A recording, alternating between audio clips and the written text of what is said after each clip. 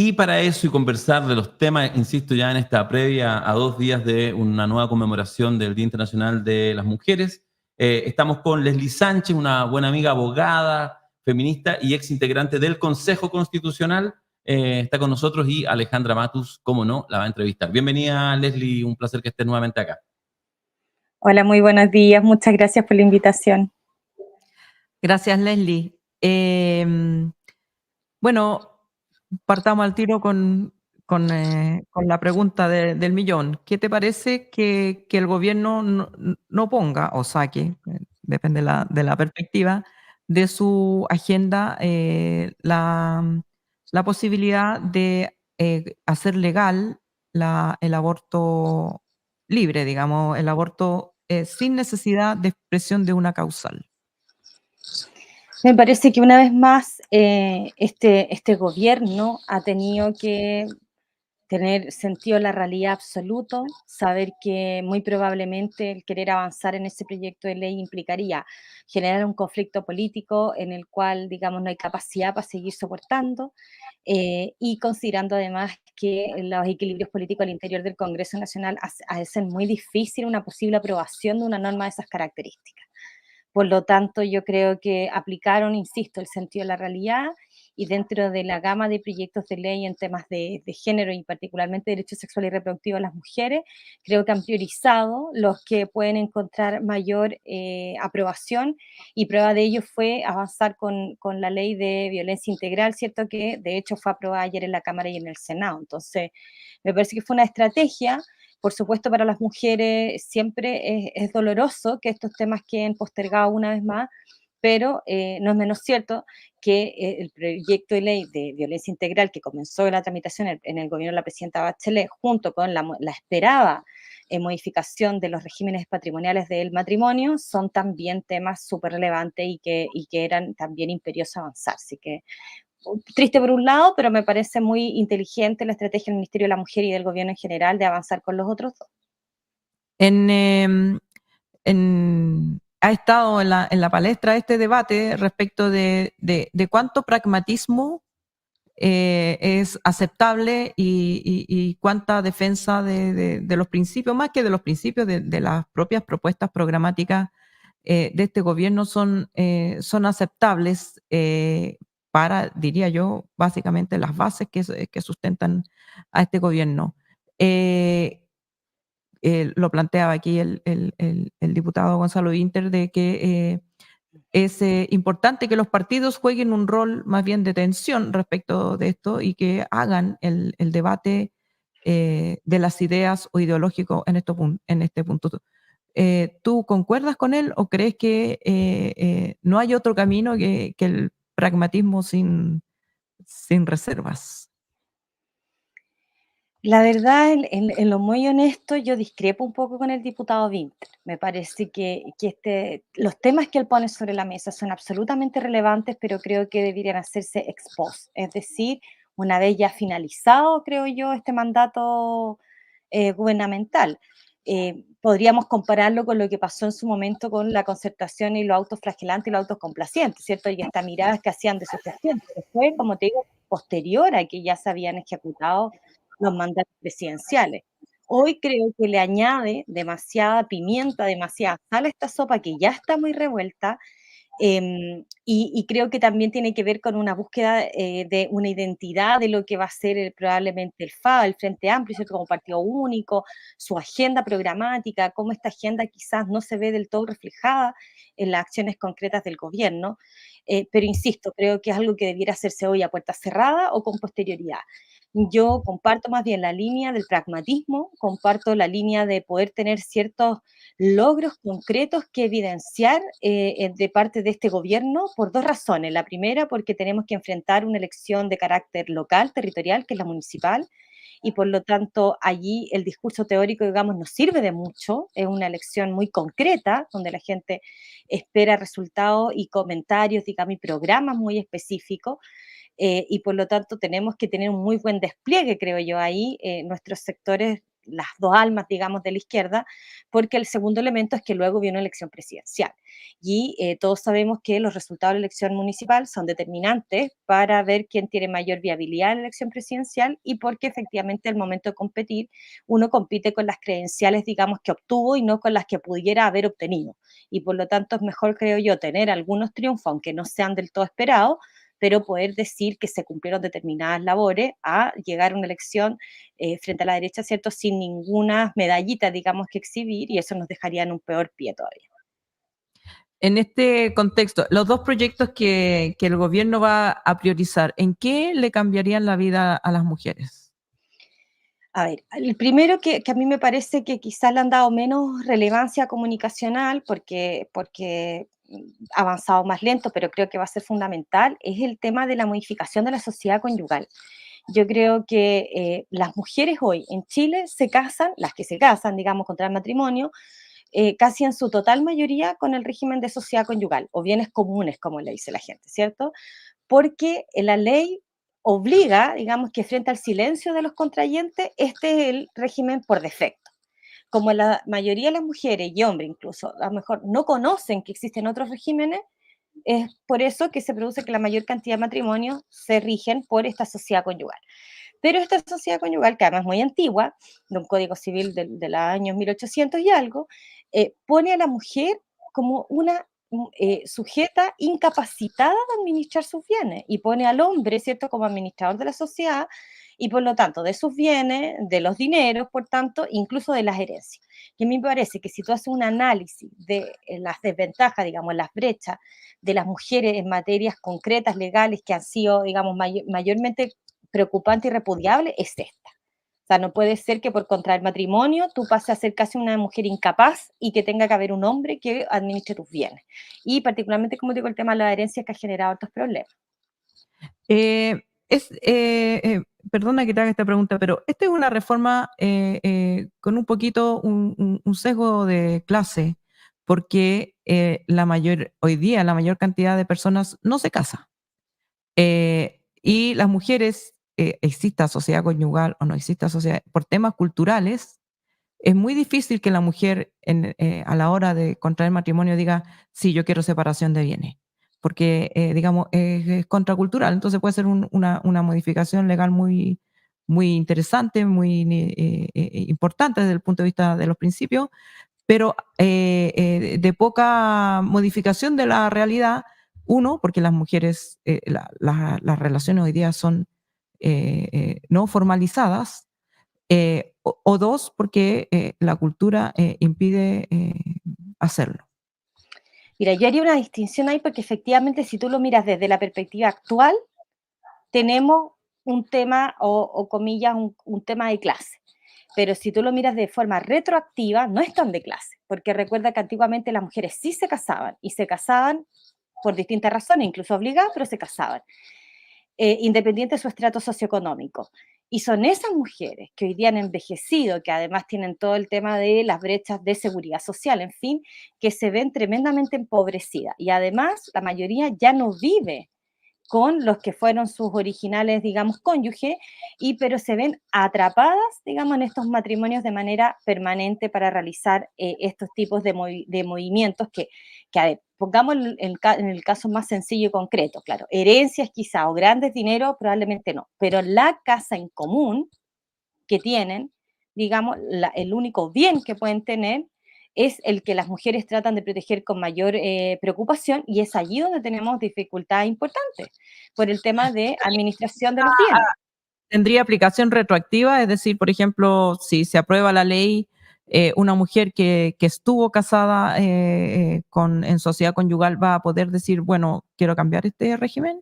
Mira, en general las normas no tienen efecto retroactivo, pero lo que podrían generar, y yo creo que va a ser así, es un régimen transitorio, es decir, que van a haber normas específicas que aclaren qué ocurre con las mujeres que contrajeron matrimonio con anterioridad a la fecha en que esta posible nueva ley ingrese en vigencia. Pero a mí me parece que sí es relevante, a pesar de que sí tiene hoy día, como te digo, un componente de clase, pero en la práctica, sobre todo en materia de divorcios, que es lo más común, es uno de los temas más preocupantes para las mujeres, ¿no?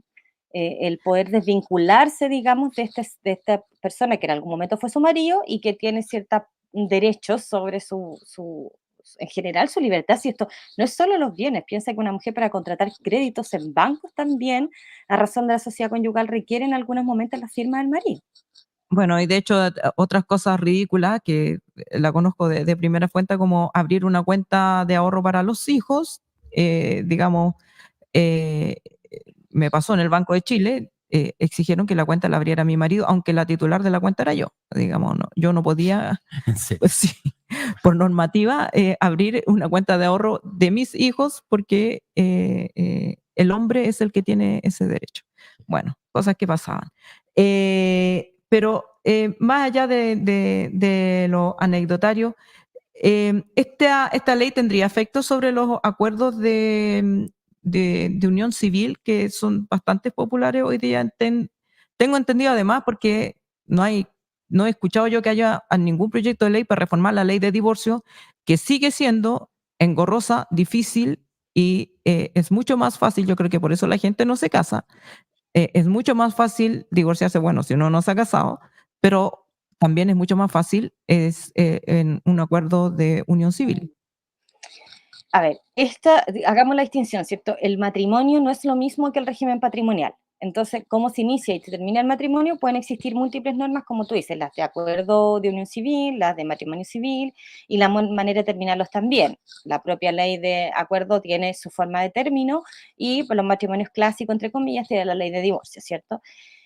Los regímenes patrimoniales es la administración de los bienes que ambos cónyuges pueden generar, y por lo tanto aplica sin distinción, digamos. ¿Ah? Las personas que contraen determinadas formas de relacionarse en términos afectivos también eligen si quieren qué tipo de régimen de administración van a usar.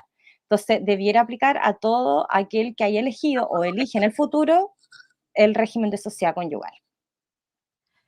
Muy bien. El otro proyecto, ¿cómo afectará a las mujeres o las beneficiará? Yo creo que el otro proyecto también ha tenido mucha publicidad porque es simbólicamente importante, creo yo. Sí, sin lugar a duda, yo te planteaba el otro como para mí importante porque tiene muchas cosas logísticas o domésticas que las mujeres viven a diario que les van a hacer más expeditas de aprobarse la ley de modificación de los regímenes patrimoniales en el matrimonio. Pero, claro, la ley integral, que sería una ley marco, ¿cierto? Están denominadas leyes paraguas porque son amplias y cubren muchas otras áreas, viene, ¿cierto?, a eliminar ciertos estereotipos, ciertos sesgos, cierto trato desigual, ¿cierto?, hacia la mujer en muchos ámbitos. Y por eso es que es tan amplia, porque habla de las comunicaciones, ¿cierto? Habla de la educación, habla de la salud reproductiva. En el fondo, esta ley viene a establecer ciertos parámetros de trato respetuoso e igualitario hacia las mujeres en múltiples áreas. Pero es muy similar a la que se dictó en España, ¿cierto? Se mira ese modelo que abarca, como te digo, muchas áreas de la sociedad, pero tiene una dificultad, que es cómo se materializa, porque al abarcar tantas áreas, ¿cierto? Hay que estar bajando, digamos, la ley, dándole materialidad concreta, área por área, y probablemente eso va a ser más paulatino, más lento, pero siempre es mejor tener este parámetro, este paraguas, que no tenerlo. Estimada Leslie, crucemos el charco, Francia. ¿Ah? Ajá. Te lo pregunto, te lo podría preguntar, ¿qué opinas de eso? Pero déjame al tiro darle una perspectiva, porque seguramente este es el minuto en que ni siquiera voy a decir si yo soy parte de los defensores todavía del primer proceso constitucional, ¿cierto? Que fue rechazado estrepitosamente en septiembre. Una de las razones que se planteaba, se discutió, se dijo mucho cuando en ese primer proceso constitucional había la propuesta de avanzar en el tema del aborto y dejarlo justamente con rango constitucional, y muchos decían, no, bajo ni un punto jamás, ¿cómo se le ocurre? ¿En qué lugar bananero podría estar esto a nivel constitucional cuando esto es solo materia de ley? Bueno, y ahora Francia, que a cierto efecto siempre es una cierta referencia, un cierto faro primermundista, en fin, lo incluye, lo incorpora. Origen de la democracia occidental. Origen de la democracia occidental y todo lo que podemos ver. Gobierno, además, digamos, de centro derecha, o sea, digamos, estamos hablando en ese contexto, no es que no estamos hablando de mayo del 68, está entonces, se incluye. Entonces, te hago el acento, te hago el enfoque, pero te pregunto tu opinión, Leslie, ¿qué te parece, qué referencia, qué importancia respecto a esto que pasó en Francia en los últimos días? Retomo un poco lo que dijo Alejandra, porque claro, Francia siempre ha sido un referente para las democracias occidentales, por supuesto, y sobre las latinoamericanas, obviamente, pero además en el mundo jurídico también son un referente muy importante en términos de doctrina, de diseño normativo, ¿cierto? Por lo tanto, no es menor lo que ocurrió, porque nos pone en el escenario tener que comentar a lo menos dos elementos, ¿cierto? El primero, que lo dije muchas veces en los procesos constitucionales, pero fue de mucha resistencia, que no existe una fórmula única ni perfecta para redactar una constitución. No hay ni temas vetados, ni temas obligatoriamente que deben presentarse en todos los textos, ¿cierto? Recordemos siempre que una constitución no es más que un contrato social donde la ciudadanía establece sus mínimos o máximos, como tú los quieras ver, ¿cierto? De estructura de la organización interna y los poderes del Estado. Por lo tanto, ¿existen cosas que deben estar? No, y existen cosas que nunca pueden estar tampoco. Tiene que ver con la evolución cultural incluso de cada sociedad. Por lo tanto, los argumentos que utilizaron todas las veredas políticas para decir esto no puede estar en la Constitución, creo que nos Mm. demostraba también un poco nuestra, digamos, inmadurez jurídica y política para enfrentar un proceso constitucional. Yo creo que hoy, ya habiendo terminado 2 o casi 3 procesos, incluyendo el presidente Bachelet, podemos decir eso, ¿ah? Yo me atrevería a decir que quizás como sociedad teníamos cierta inmadurez, no solo la sociedad, digamos, a pie, sino la sociedad civil, sino que también la sociedad política, la clase política para enfrentar estos procesos. Y eso demostró, digamos, que nosotros dijéramos que hubieran temas prohibidos prácticamente como este, ¿ah? Mm. Y el segundo elemento es que, eh, más allá de que se incorpore en Francia, es la forma en que se incorpora. Primero es una redacción brevísima, muy limpia, que no sé, muy limpia porque es un párrafo, pero con un efecto jurídico relevante, porque habla de la libertad garantizada a las mujeres. La traducción de la norma diría así: libertad garantizada a las mujeres de recurrir a la interrupción voluntaria del embarazo. Y por lo tanto lo pone en la esfera de la libertad. Y en consecuencia consagra el derecho a la libertad de las mujeres por sobre, porque esto también es una verdad evidente, digamos, por sobre este supuesto derecho a la vida del que está por nacer que tantas veces han defendido los sectores conservadores. Es decir, un conflicto que siempre ha existido en derecho, que es qué prima, si el derecho a la libertad de la mujer o el derecho del que está por nacer. La Constitución resuelve ese conflicto en Francia, ¿cierto? Y dice, acá lo relevante siempre va a ser la libertad garantizada a las mujeres a elegir, en el fondo, sobre su propio cuerpo, primero, y segundo, sobre su salud reproductiva y sus decisiones, digamos, de formar o no familia numerosa o no numerosa, o con hijos, sin hijos. Oye, qué interesante eso, Sí, ¿ah? Qué interesante. También, por sí. supuesto, que me imagino lo que tú dices, quiero leer también que hay, no sé si lo principal, pero también una crítica o un aprendizaje de cómo ciertas cosas, por ejemplo, cuando tiene que ver con temas legales, hacer las cosas bien, también no solamente plantearlo, sino que hacer una bajada limpia, fina, es importante. Limpio y contundente porque cuando uno empieza a agregarle más palabras, Claro, se enreda. claro, Sí. justamente. Leslie Sánchez, muchas gracias. Te iba a preguntar finalmente cómo está la guaguita, pero estas son... ¿ah? ¿Cómo está? Está perfecto, a punto de cumplir 4 meses ya, así que Ah, estamos bien, cada vez mejor, porque siendo también honesta, hablando de los temas de mujeres de este 8M, qué compleja que es la maternidad y qué poco siento yo valorada en términos cultural, económico y social en Chile. Nos tienen, yo siento que a la mujer que está posparto está súper restringida en un montón de cosas. Yo en lo personal voy a empezar a escribir probablemente unos papers sobre esto, porque en términos de seguridad social quedamos bien, bien desprotegidas, y creo que hay harta tarea por hacer también. Muchas cuenta gracias. conmigo para aportarte datos. Muy bien. Se vienen Ya, cositas. se viene el paper. Se vienen cositas. Gracias, Leslie Sánchez, Ya, por gracias, habernos Leslie. acompañado nuevamente, abogada feminista, exintegrante del segundo proceso constitucional. Muchas gracias. Hasta una próxima oportunidad. Gracias a ustedes.